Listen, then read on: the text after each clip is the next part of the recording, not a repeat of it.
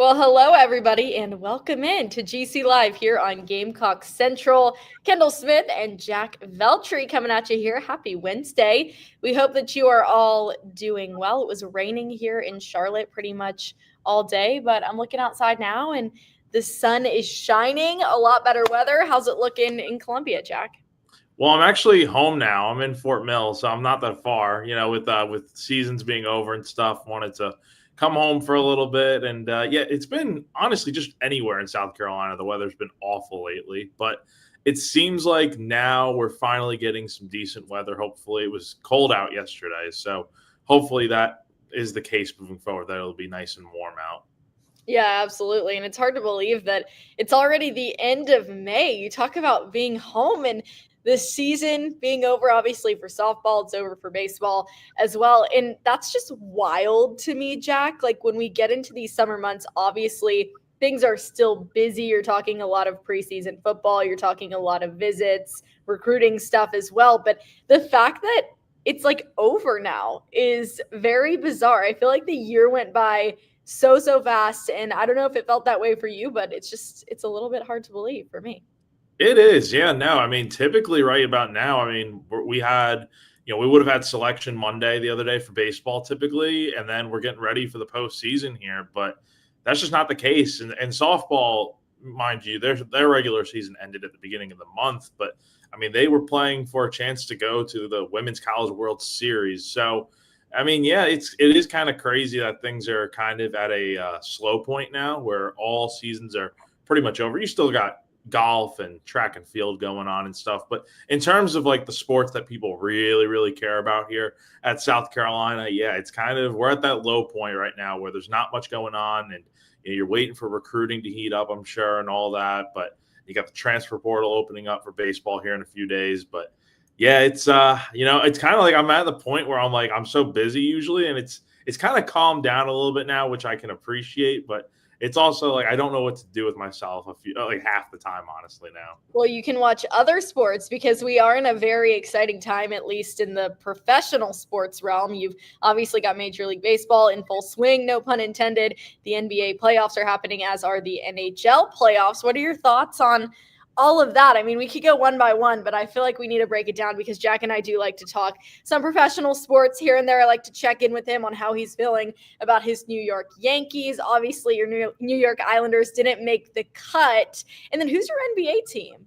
I don't really have an NBA team, to be honest. It's been cool watching a little bit of the playoffs here and there, but I will ask, what's up with the Hurricanes? Like, what is happening to them? I don't know.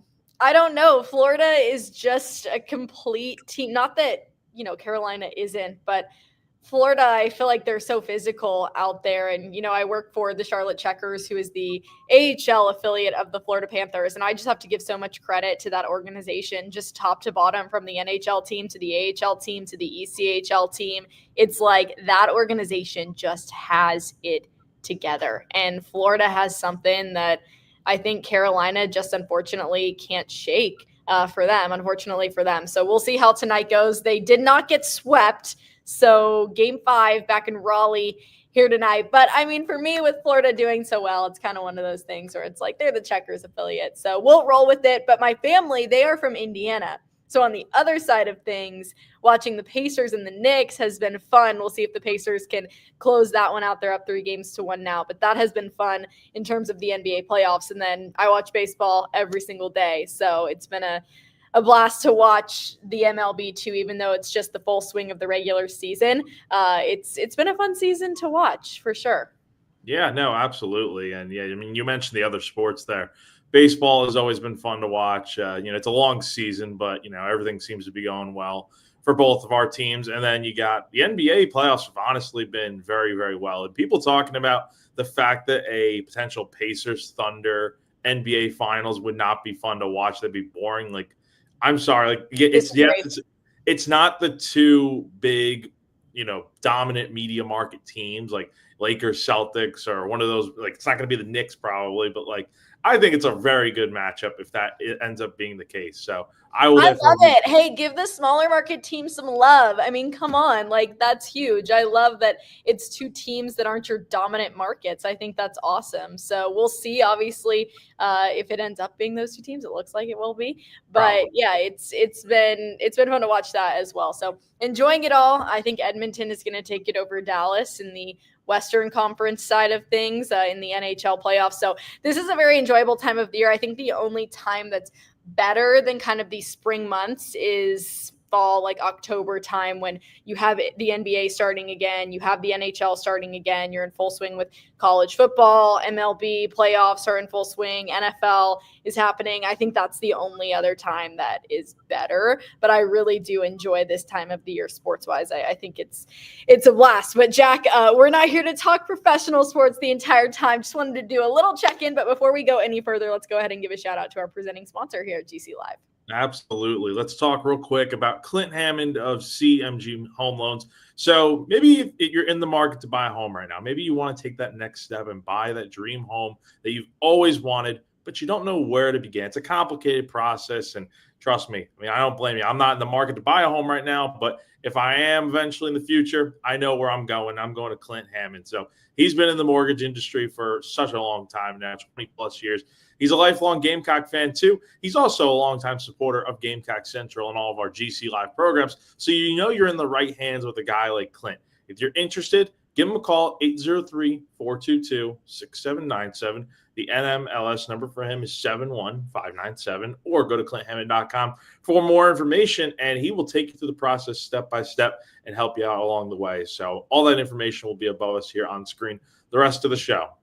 Big thank you to Clint for all of his wonderful support here at Gamecock Central. And Jack, we were just talking about how the softball season is over for South Carolina. Unfortunately, a heartbreaking super regional loss this past weekend to UCLA. However, Ashley Chastain Woodard getting some well-deserved flowers for what an incredible season she had. A first season, that is, with the Gamecocks. She earned the National Coach of the Year honors today from D1 softball. And this isn't really a surprise. She absolutely deserves it. At least I'm not surprised by it, because you think about someone that just completely turned around a program, did it in a year, and brought South Carolina just 180-degree difference from what they were at last year. It's been so incredible to watch. We've talked about it on the show so many times, but congratulations to Ashley Chastain Woodard. Jack, I'm sure you're not surprised by this. No, I'm not surprised at all. I mean, this makes the most sense in the world. I mean, she led this team from, it's not like they were at rock bottom last year, but it's like they made the postseason multiple years under Bev Smith, but they can never get to the heights that Ashley has led them to in just 1 year. And you win 44 games overall. You finish 44-17. You are super competitive in the SEC. You finish over 500. She became the winningest first-year head coach in program history. That's awesome to see. And not only won a regional, but hosted a super regional for the first time ever in program history, and was literally 1 out away from going to the Women's College World Series. So, look, it's a disappointing end to the season, no doubt, but you have to put perspective into this whole thing. I mean, look, this program has really risen in just 1 year, and this is what happens when you decide to fully invest in something like we saw South Carolina do with softball this year. They decided to, make a move and bring in a new face of the program, and it's worked out tremendously. And Ashley is such a likable person. She has done a fantastic job. You see her players commenting on Twitter and social media and stuff after this award or after she was named Coach of the Year, and you just see how much love and respect they have playing for her. And so it's easy to see why this team is so successful, and it definitely starts with her at the top.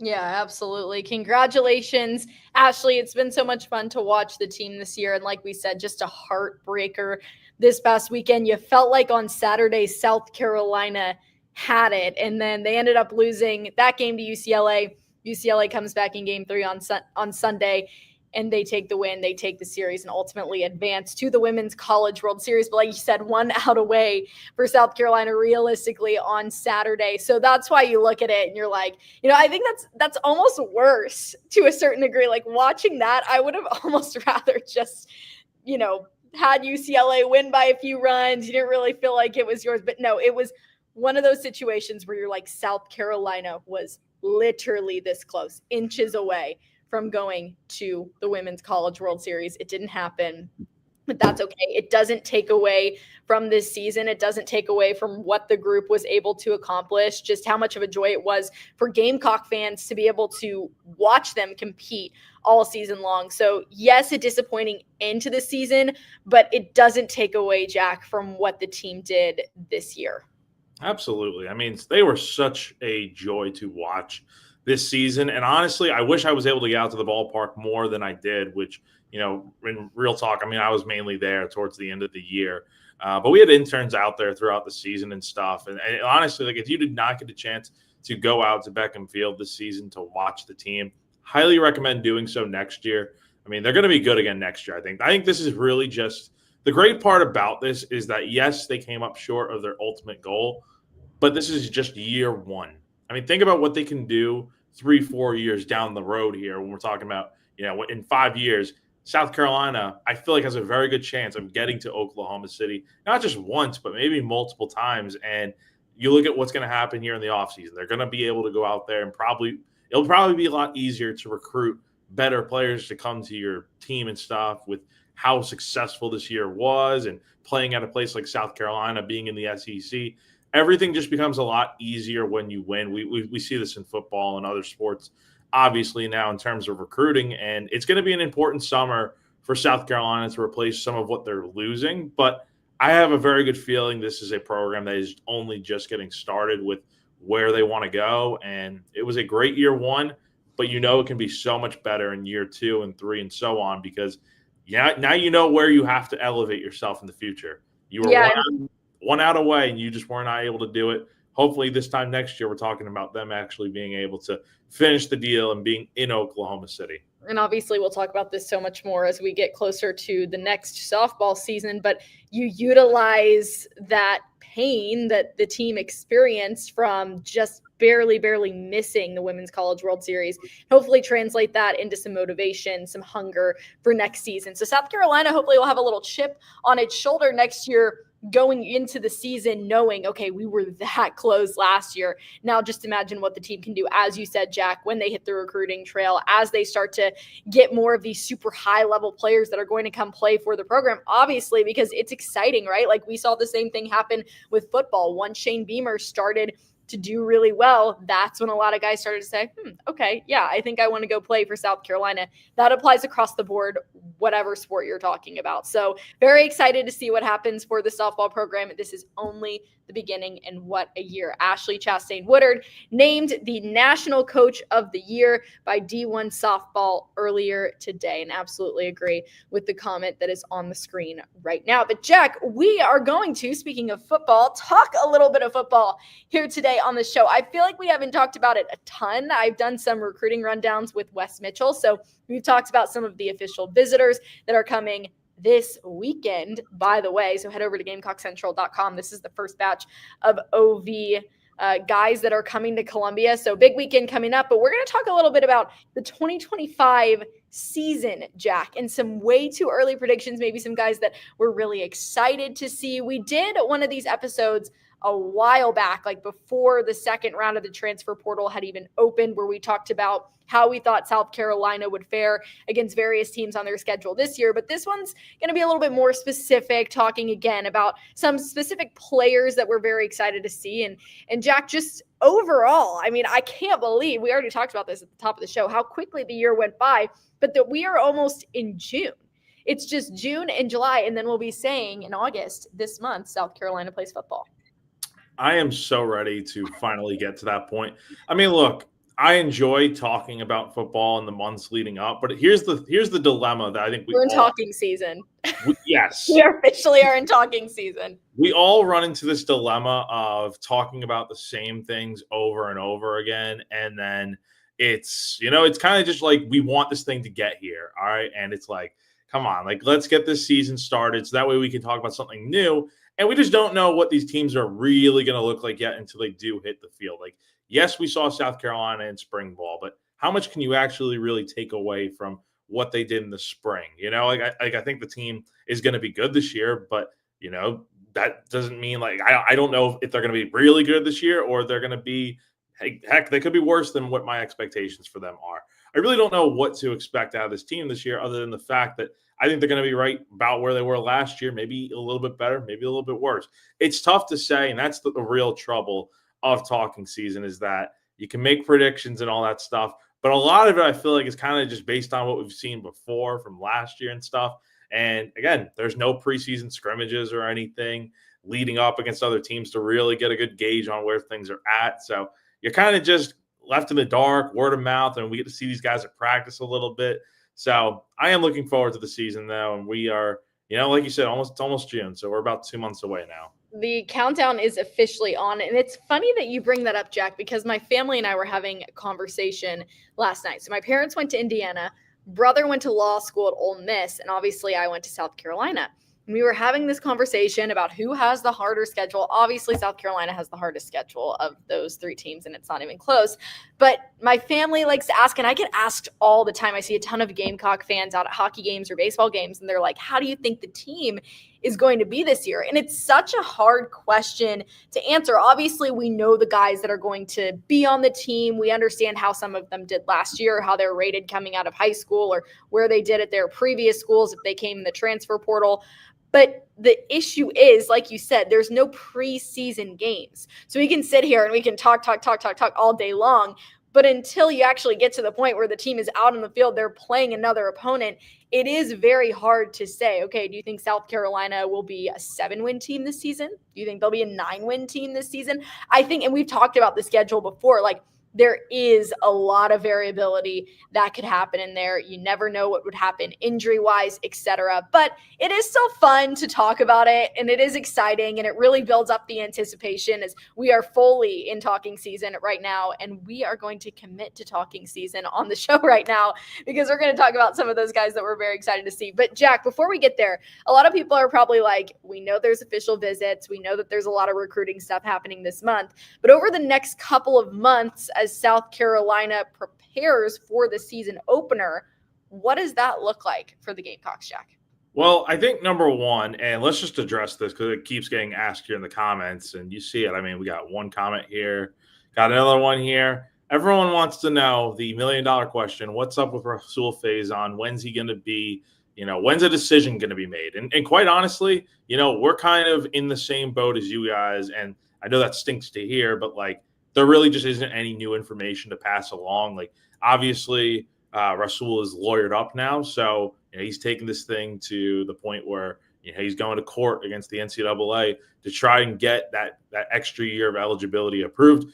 If you're asking me, I don't know why this has taken so long. I mean, this is something that we've talked about ad nauseum now on, not just on here, but on radio, on GamecockCentral.com. I mean, like, it has been since January, and yet there's been no answers as to what's going on. I feel like this is such a simple thing because if you look at Rasul's playing career, yes, he's been in college since 2019 at Marshall, but keep in mind, he's only played 3 seasons of college football. He played 2 at JUCO and then 1 last year at Utah State, or it might be 1 at JUCO and then 2 at Utah State. I can't remember exactly, but the point is he's played 3 years of college football. I don't know what is the holdup in getting him that extra year of eligibility when technically he should be able to just play already, but no new answers right now. Again, he's lawyered up. It's just something where it's not like we have we don't know, we don't have a date on like, okay, this thing's going to be decided by this date. It's not like that. So once that information is available, like once we do know something,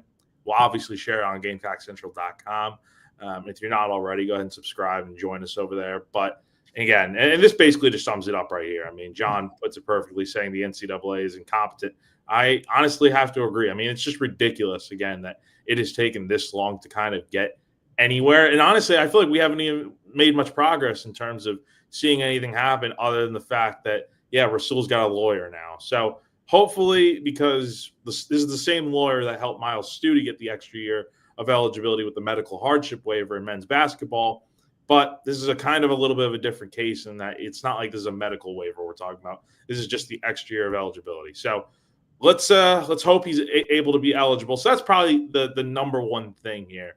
Other than that, they'll go through their summer workouts. The team had their first meeting on Memorial Day on Monday night. So, they're getting ready to go into workouts here and get ready for the summer.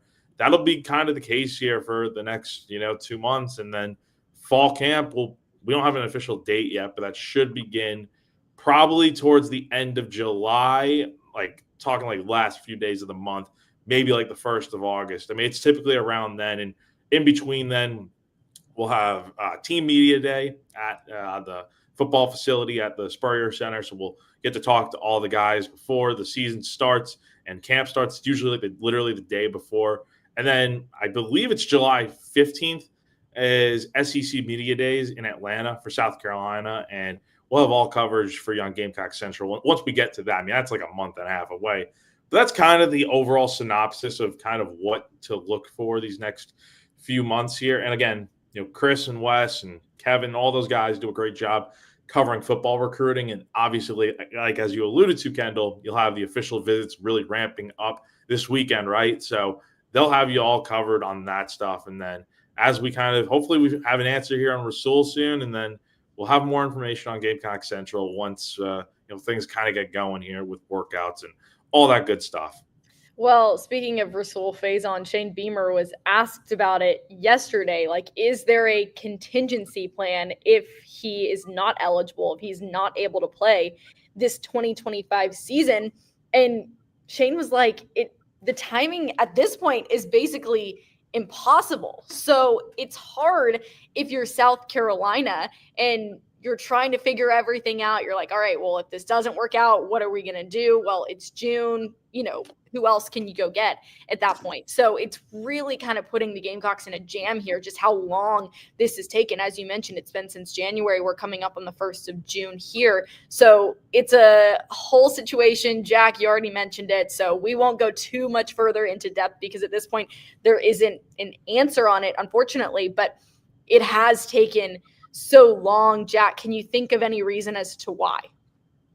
I really just don't know why. I feel like we say that a lot when it comes to why is this happening with the NCAA in this case? And, why is it that it was no problem to get a guy like Diego Pavia, Vanderbilt's quarterback, now known with the Pavia rule, to get his extra year of eligibility when he played a little bit of JUCO before coming to Vanderbilt? Why is it so easy for a guy like that to get an extra year of eligibility when in a guy like, and it's probably not even just Rasul that we're talking about here.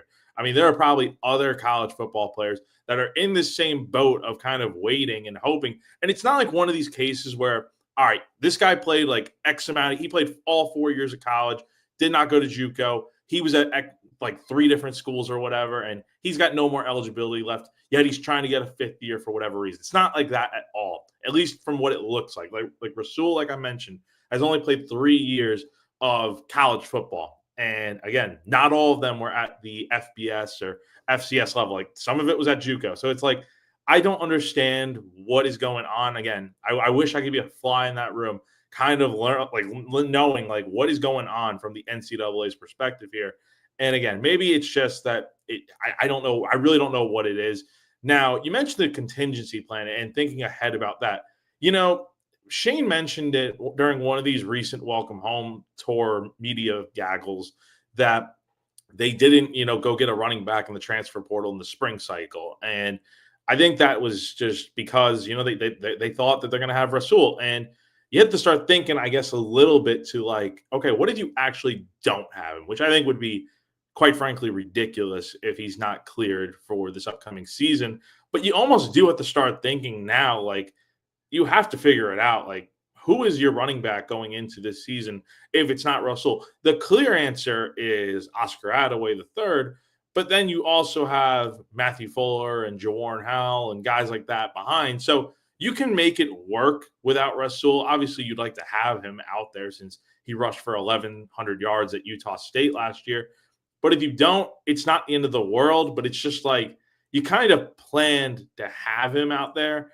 And if he's not, it's kind of a big blow. It's like losing a guy to a season-ending injury when you least expect it, right? And you're kind of working on the fly here. Well, in this case, South Carolina has a little bit of not really an advantage, but they kind of know, like, okay, like this has not been cleared yet. They don't have an answer yet, but it's like maybe they need to start preparing a little bit more for this, which I'm sure they already are. But it's just it's simply just ridiculous that there's been no answer yet, and you'd like to either know yes or no. Like imagine all this waiting, and it's just one big fat no from the NCAA. Here. Don't say that. Like that'd be the biggest waste of time. You'd almost be like, what took? Or it's honestly the same thing with yes.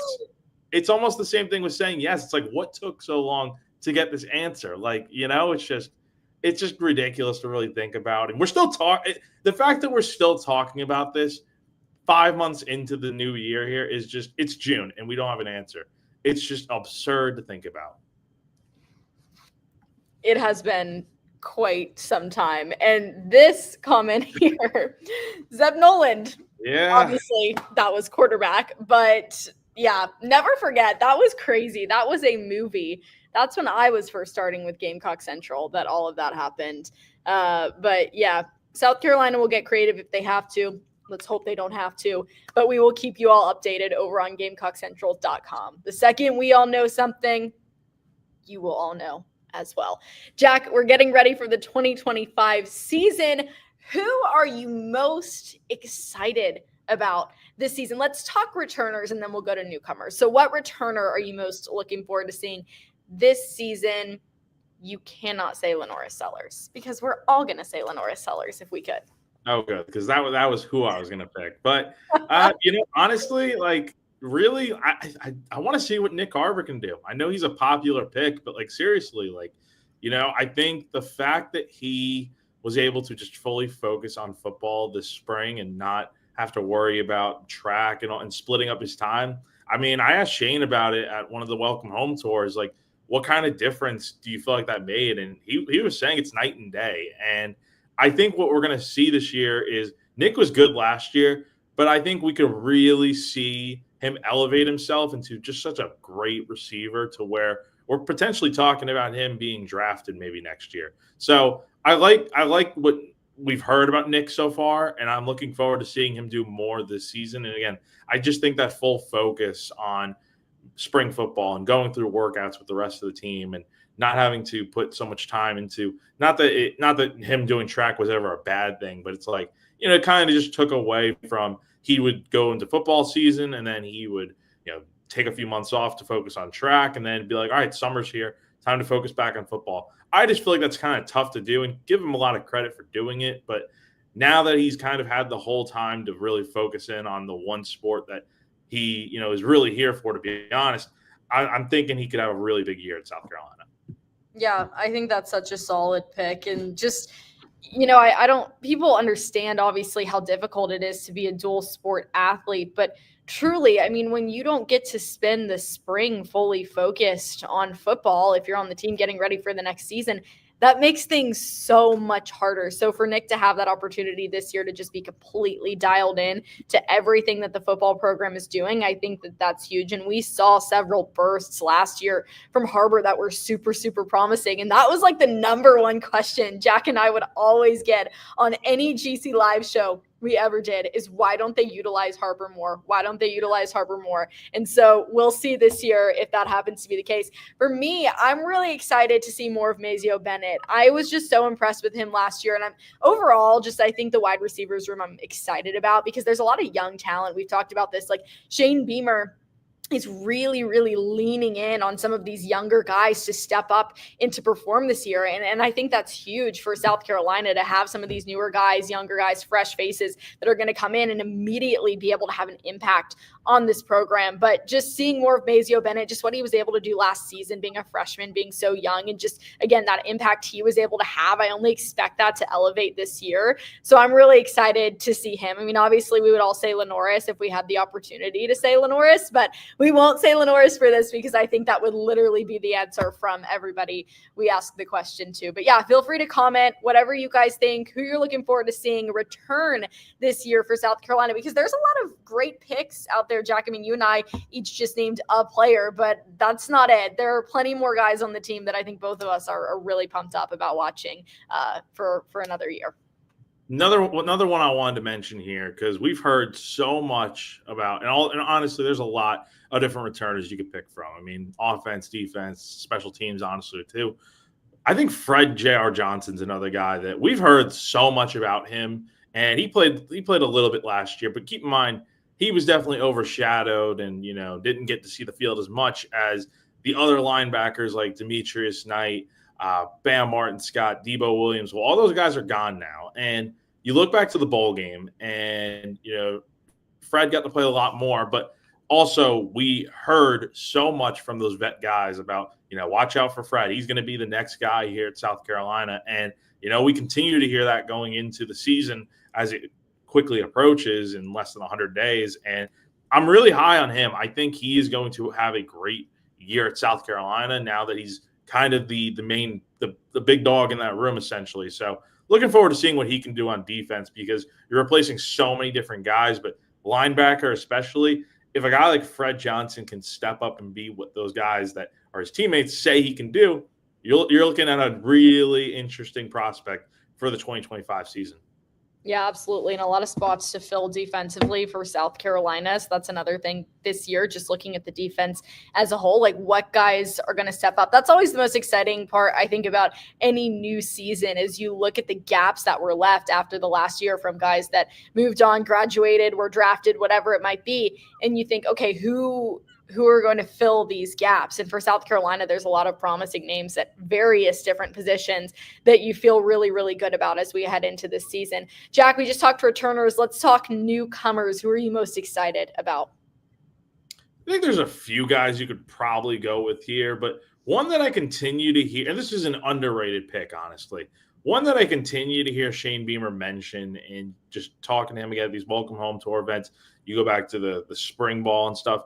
Shed Surratt is a guy that continuously gets brought up, and he's a freshman offensive lineman who Shane himself said he felt confident saying right now that Shed Surratt is going to put himself in a position to come out of the spring to play a lot. And I could definitely see that being the case. I mean, he's 6'4", 336 pounds. He played both tackle and guard at Gaffney, so not too far from here for the local people in South Carolina. And look, you're having to replace a few starters on the offensive line. And, we look at guys that like Trovon Ball, Tree Babalade, guys that could easily come in and fill those spots, not to mention all the transfers that came in. But if Shane is saying that a guy like this, a freshman, has the potential to come in and make an impact, we've seen what freshman offensive linemen can do at South Carolina. We saw Josiah Thompson have a really solid year last year. We saw 2 years ago, the guys I just mentioned, Tree and Tro, both got to play, and you saw Tro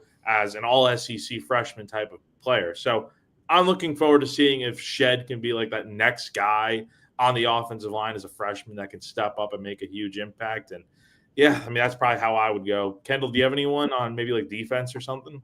Well, I was just going to say Raheim Faison, because I'm speaking into existence that everything is going to work out as it should work out with all of the craziness happening with his eligibility. So that's why I'm going to say, just to be positive and to put out into the world, that it's all going to work out. It's going to work out soon, and it's going to be great.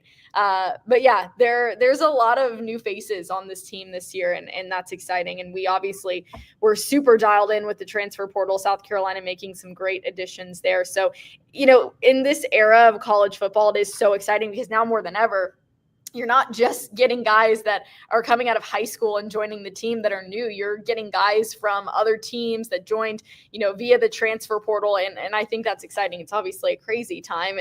And you know that better than anybody, Jack, as we're keeping up with all of the news when the portal is open. South Carolina, I think, did a really good job filling a lot of needs there this year. And, we talked about not going in and getting another running back during the spring period, but that's okay, because Raheim Faison will be able to play with South Carolina.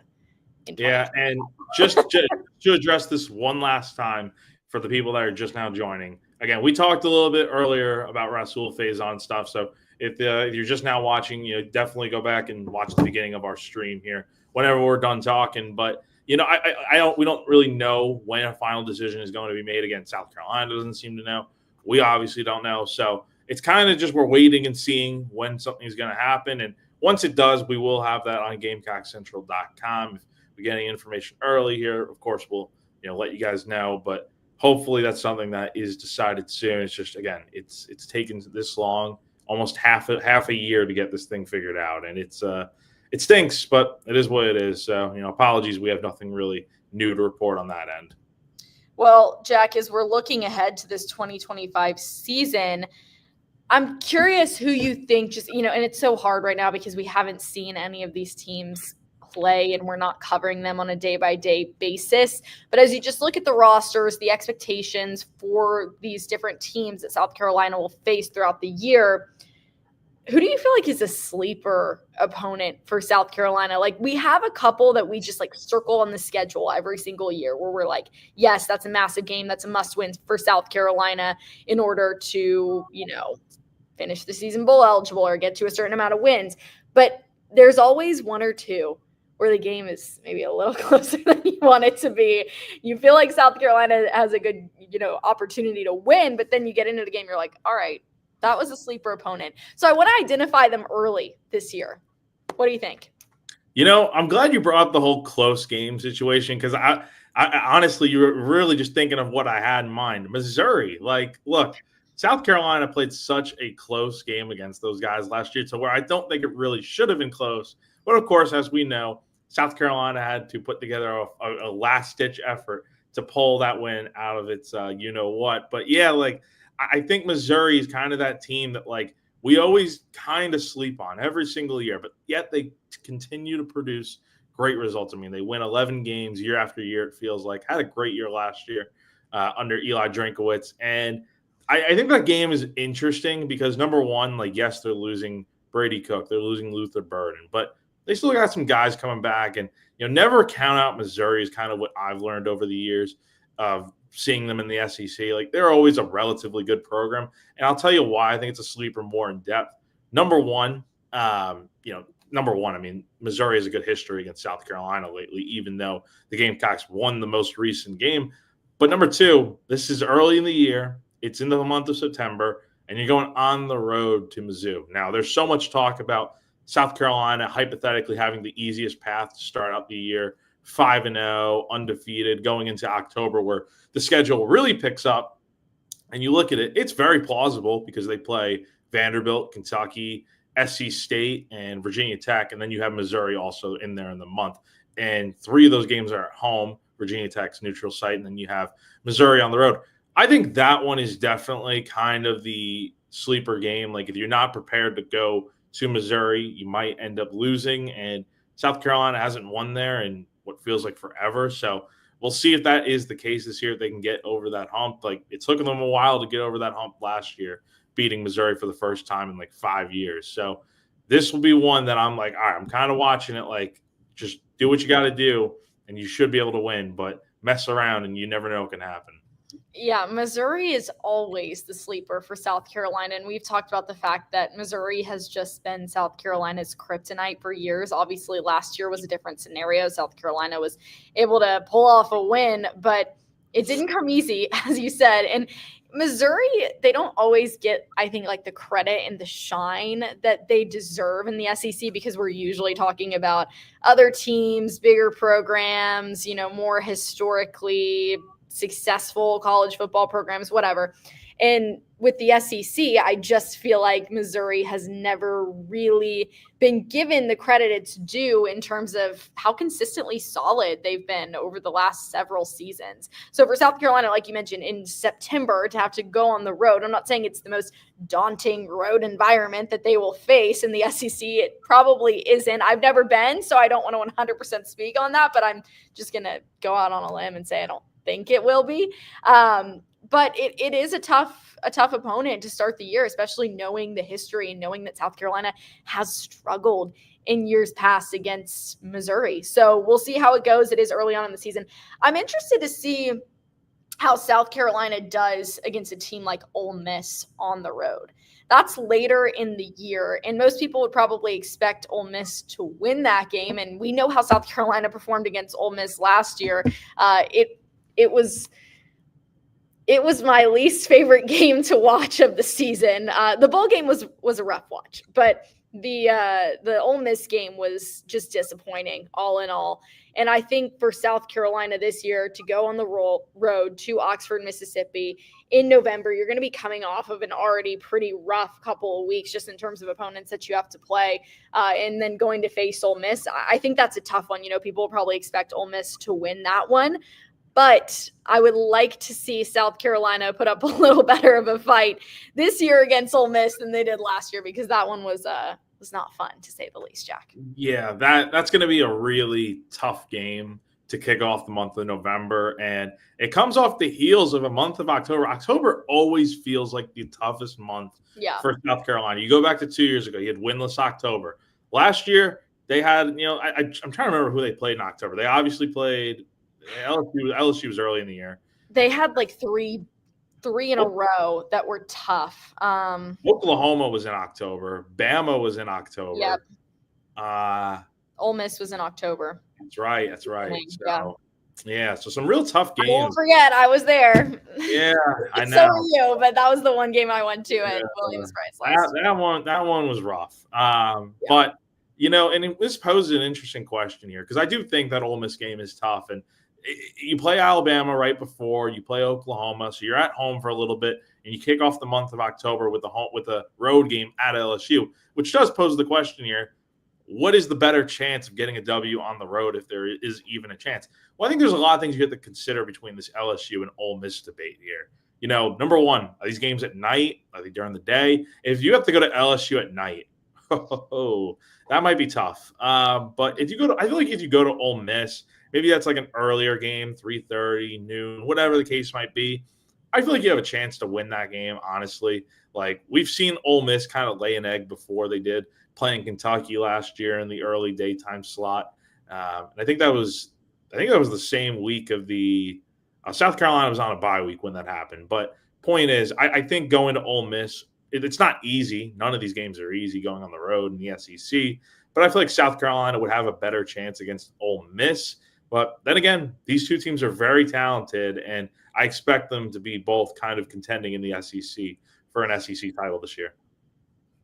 Yes, LSU. I mean, I have never been to an LSU game, but obviously you see it, and just that environment is unbelievable. And Ole Miss has a great environment too.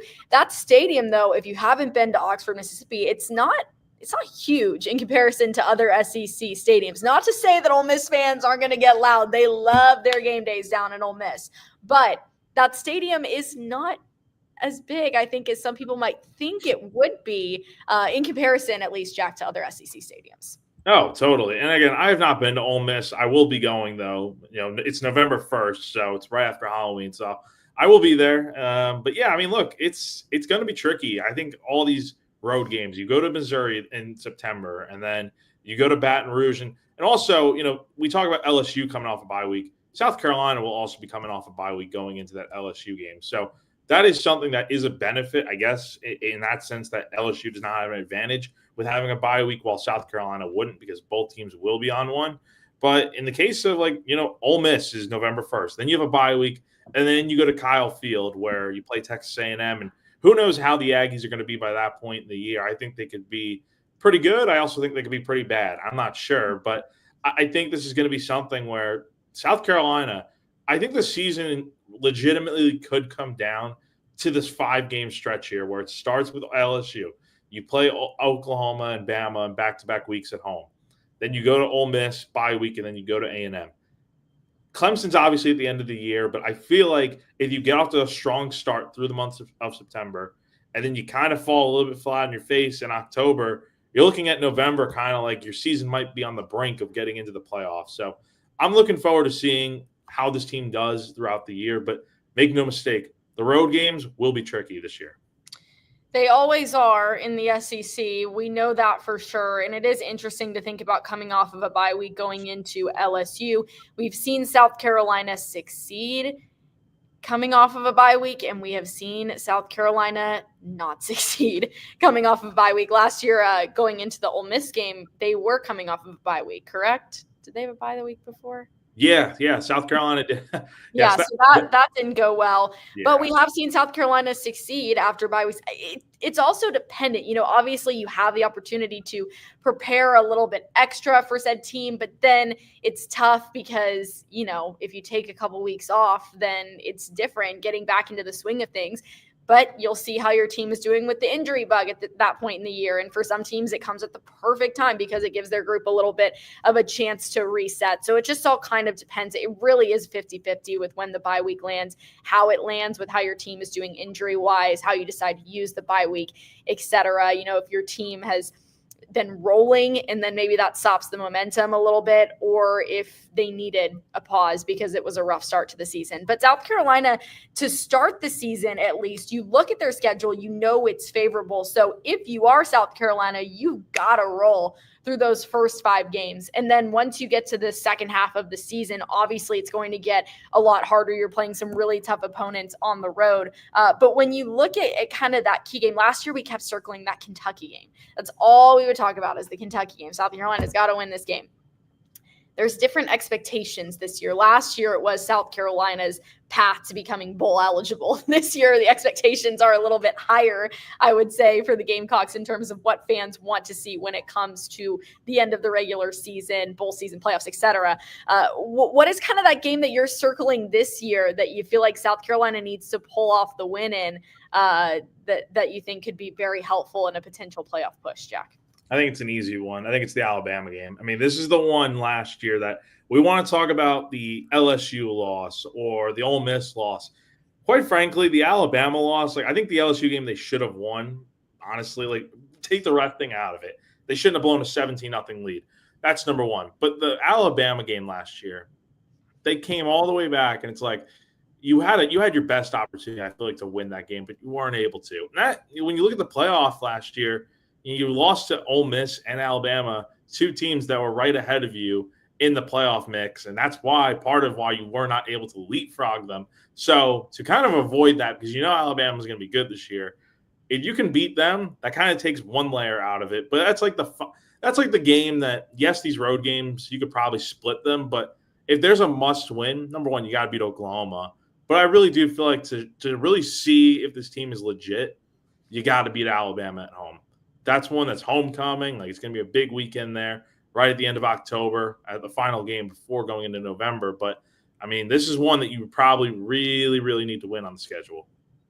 Yeah, I think most people are circling that Alabama game. And we'll see how it all goes for South Carolina. As we said, we're in talking season right now. We're going to talk for the next few months. But when push comes to shove and you get everybody out there on the field and you see how things add up, that is when we will have a real clear indication of how far we think this team could go. But as you just look at it on paper, Jack, you see short stints of these practices that South Carolina will have in the summer.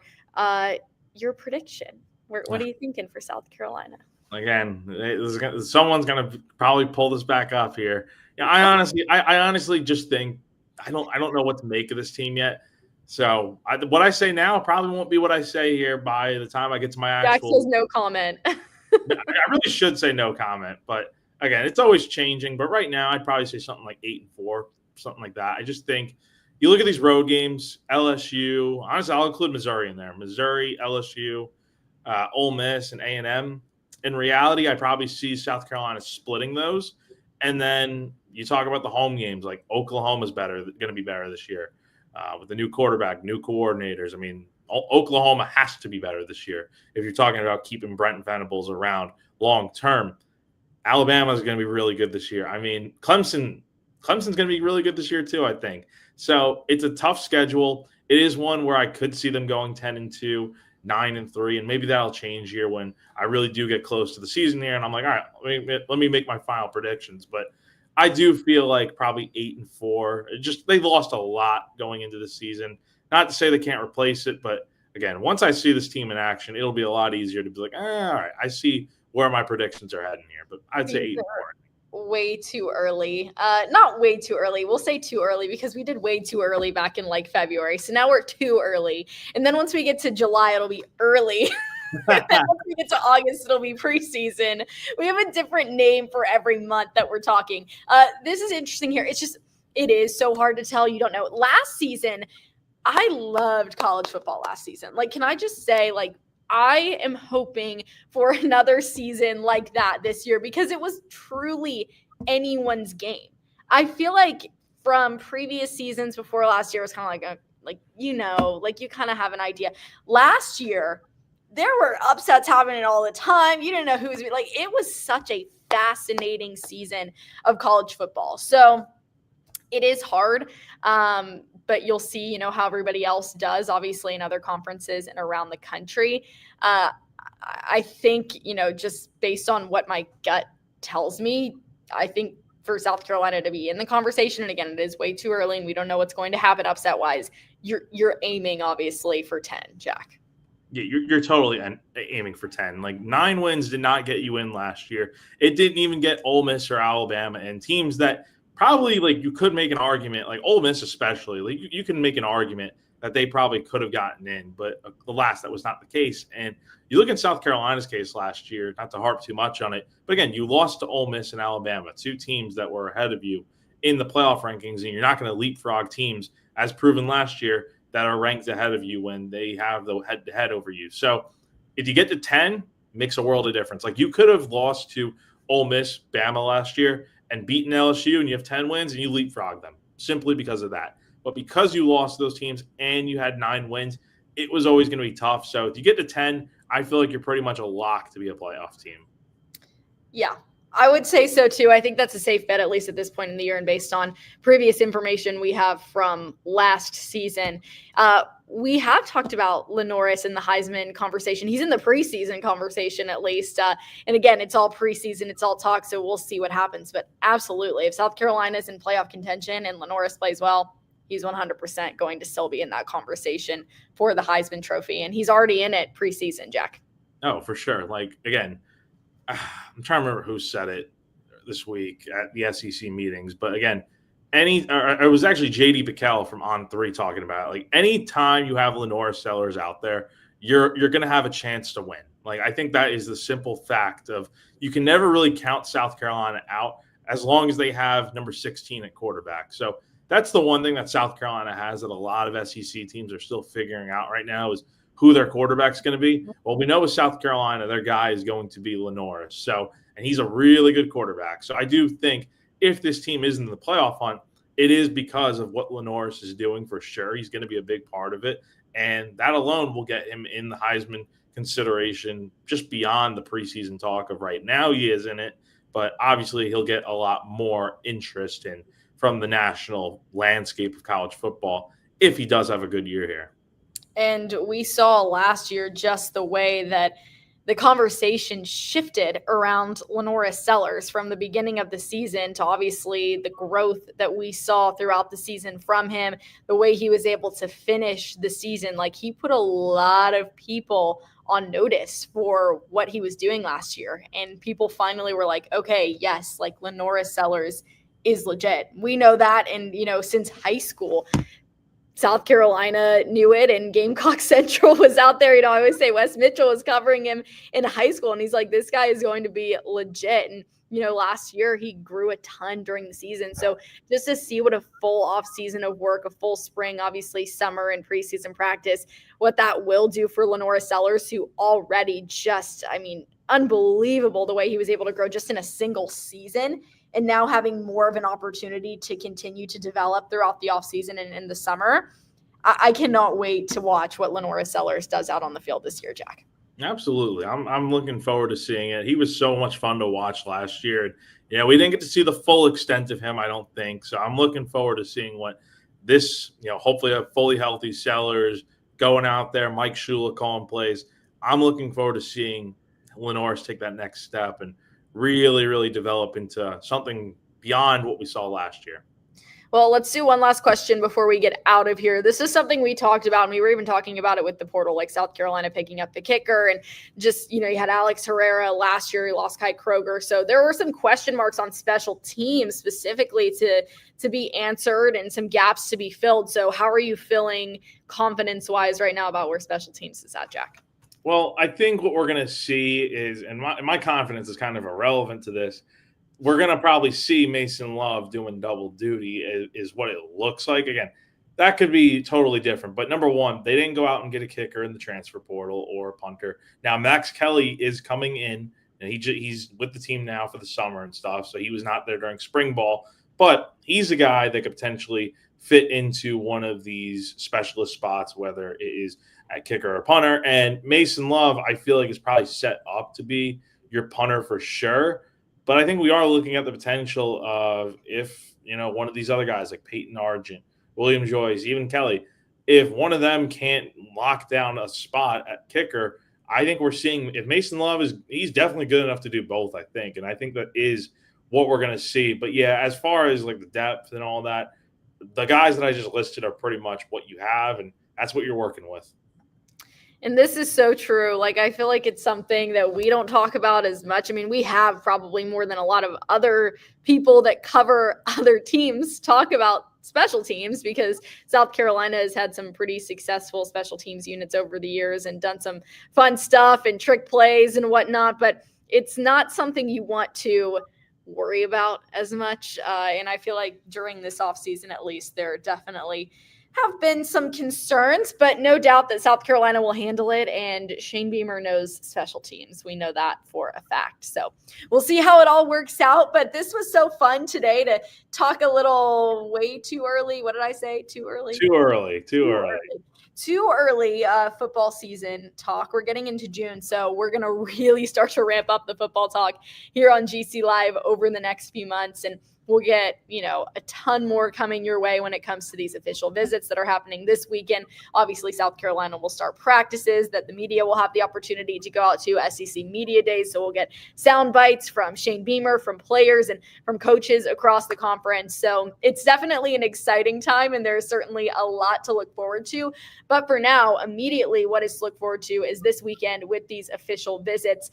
You can head to GamecockCentral.com. Wes Mitchell, Chris Clark are doing a great job keeping everybody updated on all of that. And Wes and I will be live with a new recruiting rundown tomorrow, just to kind of go through final visitors list, who's expected to come, what's on the agenda, etc. So it really never stops in the world of football, but that is a good thing, because it just makes people more and more excited for August to roll around and for South Carolina to kick off the 2025 season. But Jack, always appreciate your insight and really enjoy the time that we get to spend together here on GC Live once a week, every Wednesday. And we appreciate all of you for joining us as well. We hope you have an incredible rest of your day, an amazing rest of your week, and we'll be back at you next week with another GC Live. So for Jack Veltri, I'm Kendall Smith. This has been GC Live here on Gamecock Central. Have a great week, everybody, and we'll see you soon. Bye.